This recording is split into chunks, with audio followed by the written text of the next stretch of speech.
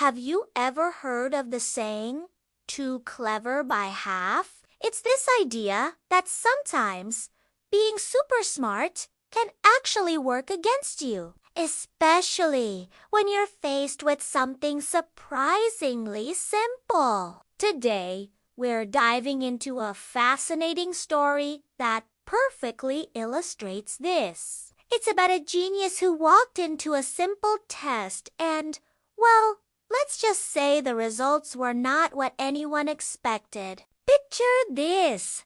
A renowned professor, a certified genius in his field, decides for fun to take a basic cognitive test. The kind of test you'd see in an introductory psychology class. His students are watching, his colleagues are there, and everyone's expecting him to just ace it in record time. The first question pops up.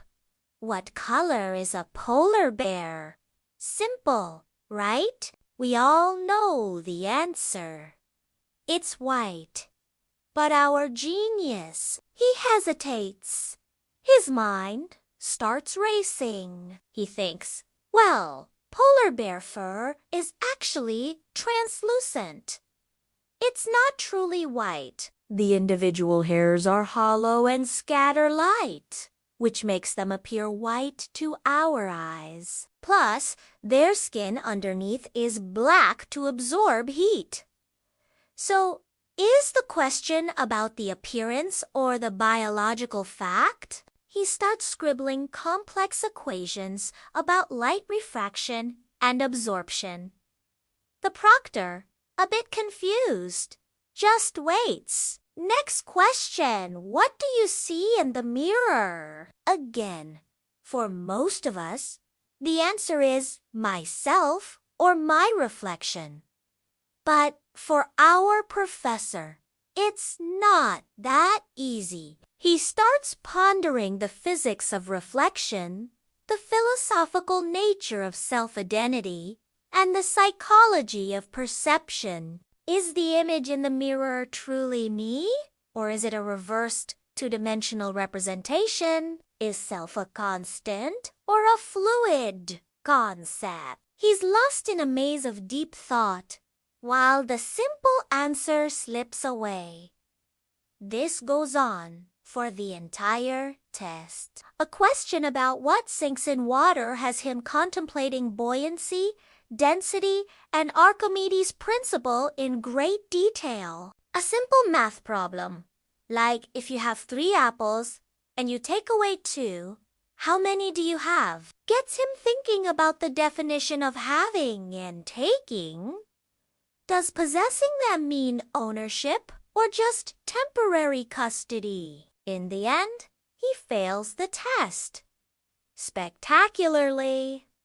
His students are baffled. His colleagues are trying to hide their smirks. But what happened here? He didn't fail because he was dumb. He failed because he was too smart for the test. His brain is wired to deconstruct problems, to find the hidden complexities, the exceptions to the rule. He sees 1,000 shades of gray where everyone else sees simple black and white. This phenomenon is called overthinking, and it's something many intelligent people struggle with. They're so good at analyzing that they can turn a straightforward question into an impossible puzzle. Their expertise becomes a liability when the context doesn't require it. They bring a nuclear reactor to power a light bulb. It's a powerful lesson. Sometimes the most brilliant solution is the simplest one. The ability to know when to engage your full analytical power and when to just see things as they are is a skill in itself. It's about understanding the context of the problem. You don't need a PhD in physics to know a polar bear looks white, and you don't need to be a philosopher to recognize yourself in the mirror. So, the next time you find yourself stuck on a problem, maybe take a step back and ask, Am I being a genius? Or am I just overthinking this? Sometimes the most direct path is the right one. The world is complex, for sure, but not everything has to be. What do you think? Have you ever overthought something so much you missed the simple solution?